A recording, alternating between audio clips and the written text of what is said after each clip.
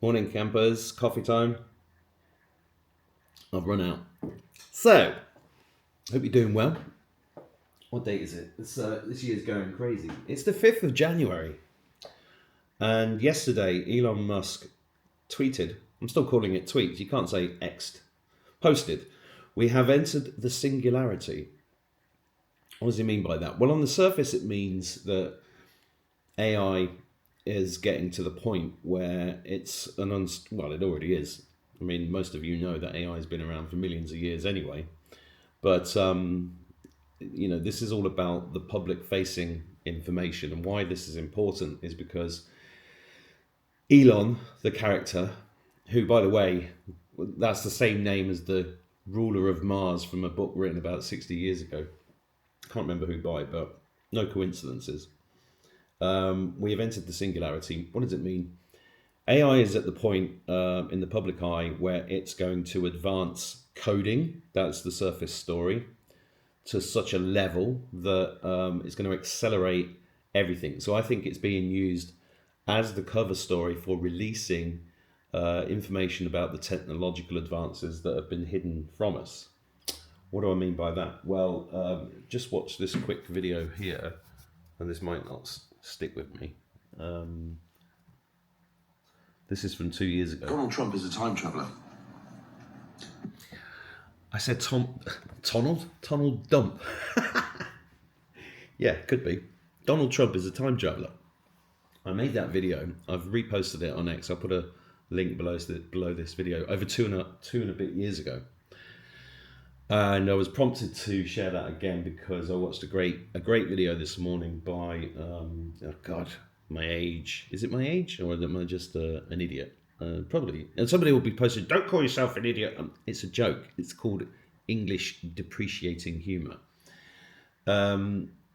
Anyway, so Bull Runner, that's it. A guy called Bull Runner posted a really good video saying the same thing, which links Donald Trump back to his uncle John G. Trump, who was a professor at MIT, who, and this is not easy to find on the internet, but I read this quite a few years ago, that John G. Trump contacted Nikola Tesla after Nikola Tesla had posted a paper about time travel. And I believe John G. Trump worked with Tesla for a number of years. He wasn't just the guy. The official story is that he was the guy who went into the Tesla's safe and had to go through all the papers for the CIA and the FBI and whatever other three-letter agencies were trying to look for that. And I don't believe any of that's true. I think that John G. Trump was working with Tesla and they became time travelers.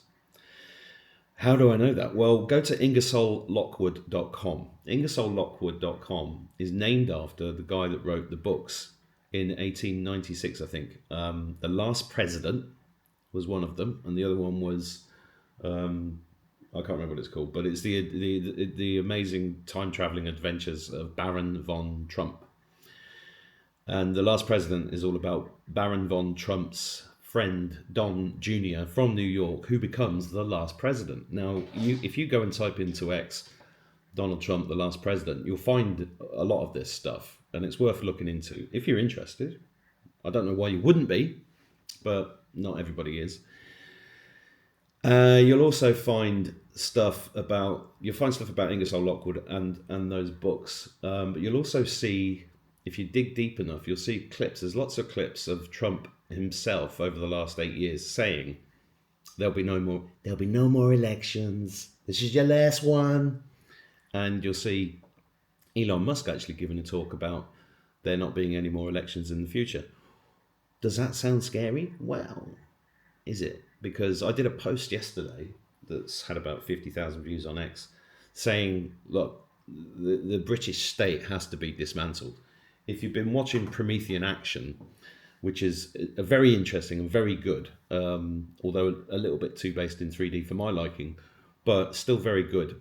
They're pointing out, and their channel's grown exponentially in the last year, because this is two women mainly, there's a team of them, but they've been at this since the 60s, pointing out the fact that all roads lead back to Britain and the British establishment controlling everything via a spider's web across the planet.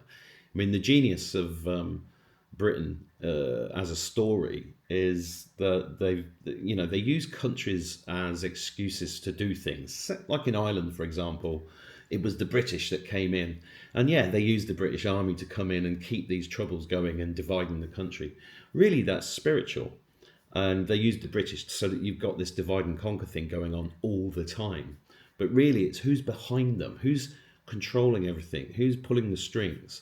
And that's what everybody's got to do is understand this, and that what we're seeing on the surface is a story being played out that is waking people up to the future that we're going into, which is, in my opinion, beyond our wildest dreams. But we've got to go through this pain. It's just the way it is. I mean, personally, I'm going through lots of limitations and spiritual lessons. I mean, I was watching David Wilcock, so I can't resist. I know he sounds like Kermit when I do it, but it does sound like Kermit to me.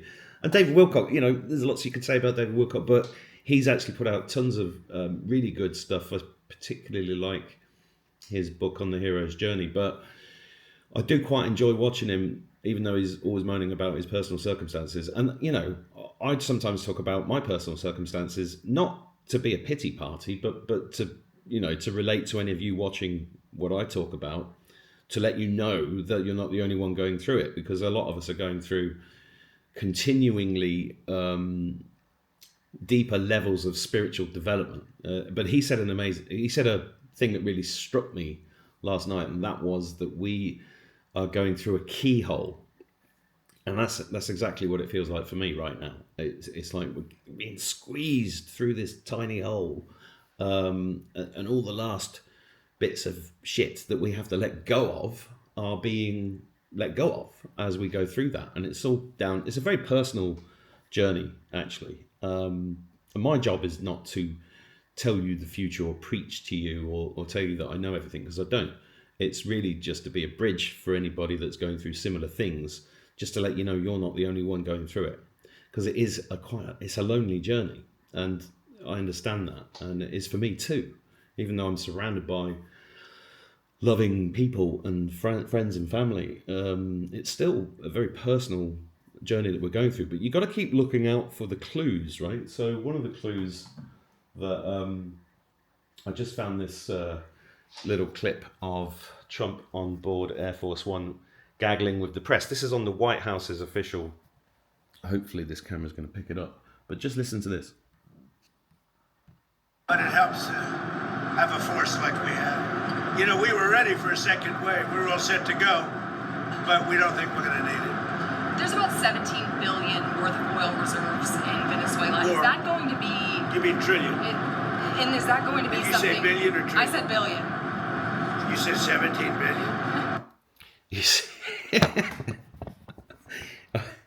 I mean, there should be a comedy award for Donald Trump. He is...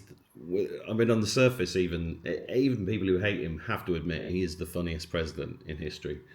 But, she's smiling at him there, like an actor in a sitcom who's just corpsed, because he's saying, did you say 17?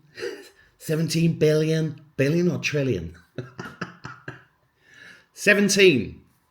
The video I did yesterday was completely accidentally 17 minutes and 17 seconds. I saw on the screen that it said 17 minutes, but by the time I'd stopped, I didn't edit it. I didn't even look at it, but people were pointing out in the comments, 17. These things are not accidental, right? Everything you're seeing when President Trump gaggles with the press on Air Force One, it's all scripted. In the same way that all the messages that are in the movies are totally scripted. Not just the script, not just the words the actors say, but every prop is leaving clues. A lot of the things we see in movies, you have to freeze, you could be a complete geek, freeze frame it, go and look at the gematria, go and look at the meanings of these things. It's all hidden because we're in a matrix.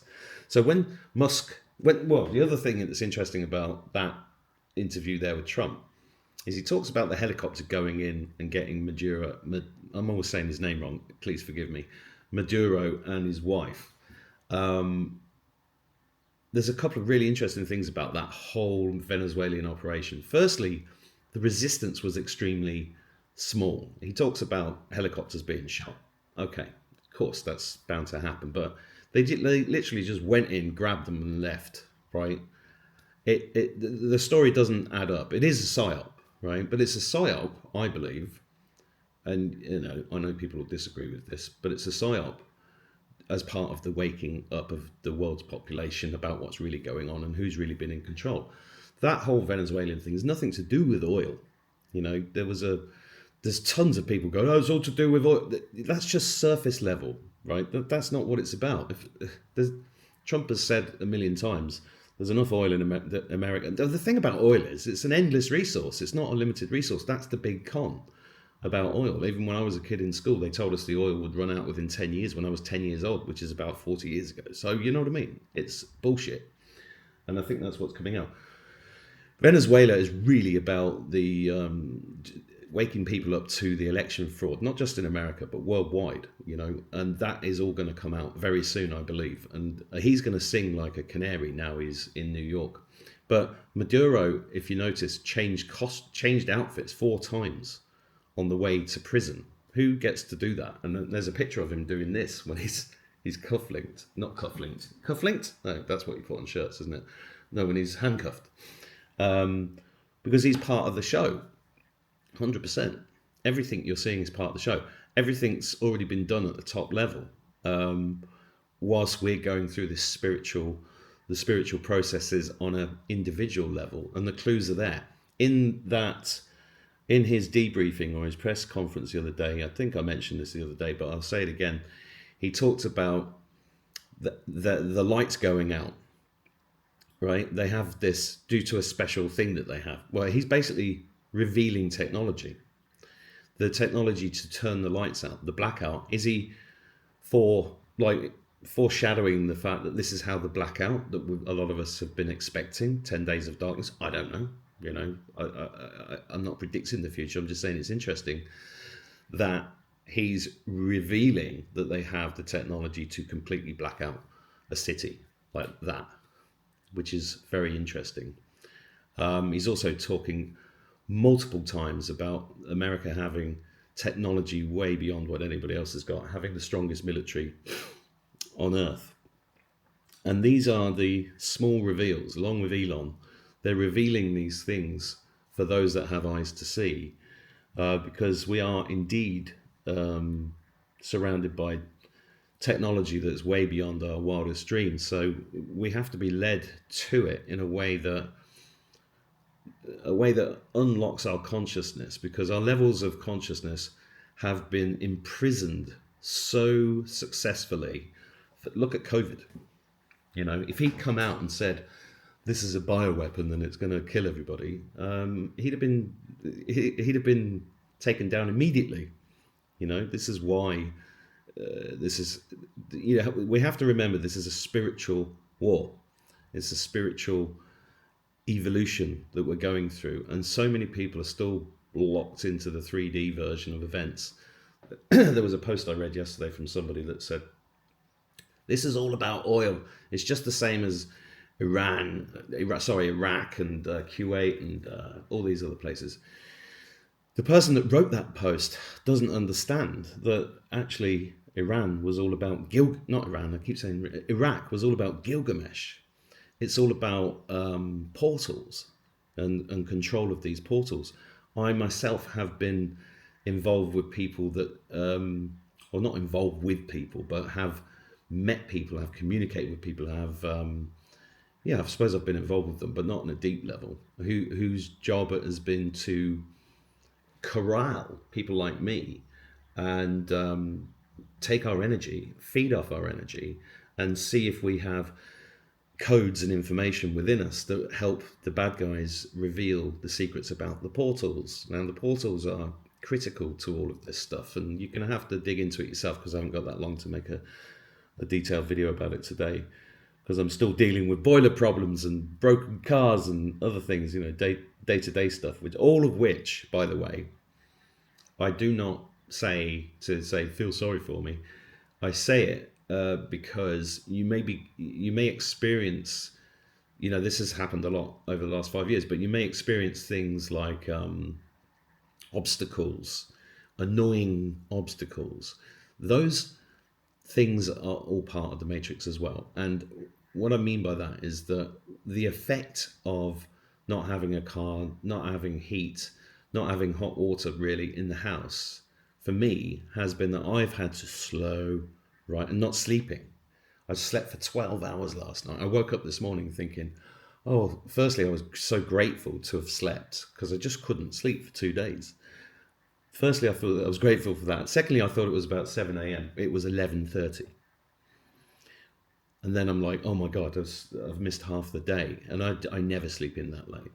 But I had over 12 hours sleep. And I also had visions last night that were pretty astounding. I might do a video about those separately because it's a big subject. The visions. So if you're having these obstacles in your way, it's because you're being told, actually, slow down, go inside, and keep looking in there and keep being calm in the storm, because there's no question this year. I know a lot of people can say this year doesn't start until the 1st of April. I know that. The year of the fire horse doesn't actually start until February the 17th. Yeah, pay attention.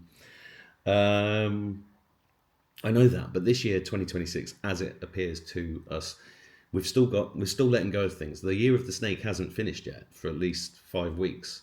So we're still going to be shedding stuff, and we're still going to be getting hit hard in the face with spiritual lessons that are essential for our preparedness for where we're going. But, you know, the clues are all around us, and I'll end it here and just wish you all, as usual, have a beautiful day. Do your best, keep going, and God bless you.